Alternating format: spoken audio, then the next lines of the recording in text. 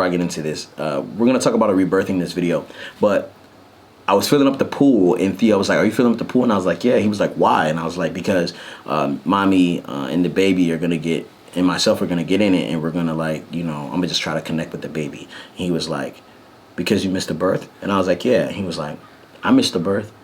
And I was like, "Yeah." He was like, "Well, I want to get in the pool." I was like, "Nah, man." It was bedtime, so I didn't allow him to do it. But I think he just wanted to get in the pool. But I feel like he was also kind of like, "Man, like, why you get to do it and I don't?" And then Uriah butts in and he goes, you can't have a rebirth because you don't have a vaginus."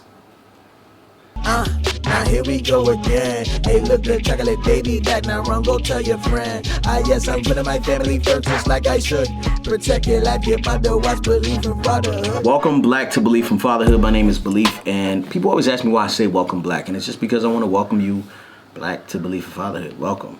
Anybody's welcome, but we Black here, so. Anyway, things have been kind of crazy lately. I went to VidCon for the first time, and I was speaking and doing panels and doing a lot of different things, but it took me away from being able to create a video, so I'm not going to front. This video is going to be a little bit different. This episode is going to be dedicated to the process of reconciliation, which I believe Webster's definition is the restoration of friendly relations, but we're going to talk about it in a deeper sense today. So many of you guys have been reintroduced to the channel or introduced for the first time because of the birth episode where I missed the birth of my child, and I was very candid about my feelings and how I felt about missing the birth, and how I felt like a failure, and how I felt just kind of like I lost, and so many of you guys were very reaffirming and gentle with me, and I really appreciate that. There was a lot of pain that I felt that day. I never thought I would miss the birth of my child. You know what I mean? I didn't think I would be that guy, but circumstances led me to the point where I was just kind of stuck in between a rock and a hard place. We had to do what we had to do. On the other side of it though, how am I dealing with it now? And just so you know, so many people are asking for Yvette's perspective and how does Yvette feel. This is Beleaf in Fatherhood. Everything that we talk about has to do with the relationship between the father and his children. Yvette is very much a part of the conversation. On our podcast, How Married Are You? We're going to be opening up a lot more ways to, discuss those things. So if you have not subscribed to our podcast, make sure you do that, because Yvette's perspective is beautiful and it's true, and she just handles hearts way better than me, and she's just better than me. So make sure you follow that. But anyway, I was not dealing with it well, and so many of you guys cared for me in the comment section and cared for me in real life, and I got texts and DMs and so many messages that was just like, bro, it's okay, and that helped. But there is an identity that I saw myself as a certain type of person. And when I was put into a situation, I realized that things can sometimes be difficult or they could change. And some of you guys may have been in a situation where you never thought you would be in a position that you are right now. And I just want to remind you to forgive yourself. But there is a process in forgiving yourself, and sometimes it takes repentance, or it takes a process of reconciliation. And so what we got to experience through the suggestion of our midwife is called a rebirth. And usually it's when a woman is having trouble connecting with the baby postpartum.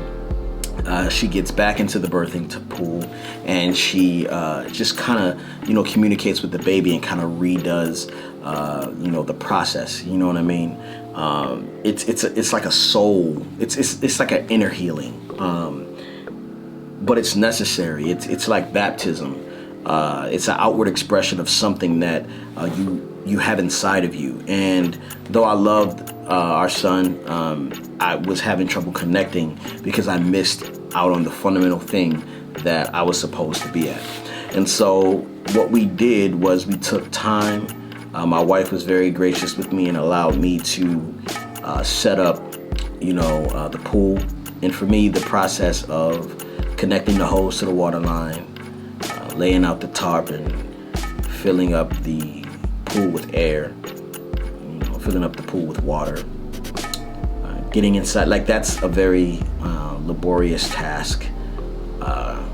I mean, it's not super difficult, but it's just something you don't like. You're like, man, I don't really feel like doing all this. But for me, for the inner healing, it was worth it.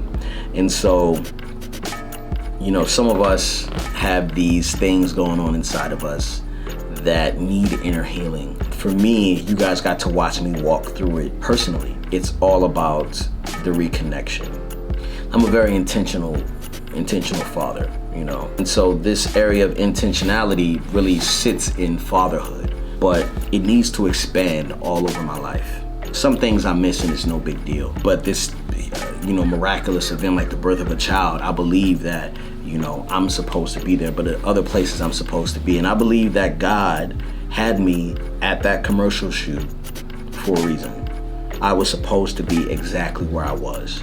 Now in my heart, I didn't want that to be true, but it is what it is. It was the truth. And here's just a little word of encouragement to you. Some of you guys are standing in a place that feels like you're not supposed to be there. You're in a season of life that you feel like you're not supposed to be at. But you are supposed to be exactly where you are because God is giving you the grace to get to this moment. And so whatever it is, whatever the process is that you think that you need to reconcile, whatever it is that you need to reconcile, I suggest you labor through it and you motivate yourself to get through the process. I haven't seen the rebirthing video yet. It's exclusive on Patreon this Friday, but I'm interested to know, how my wife felt about it. Zach interviewed my wife, and apparently she got extremely emotional. I know that on this side of things, I'm doing better. And this is just a quick update to let you know that I am doing better, and this process helped. There was a lot of healing that took place. That was 3 weeks ago, all that went down. And so, the baby's 3 weeks old, and next video we're going to settle on a name. So yeah, we have chosen a name for our child, and actually it's not Nehemiah or Judah.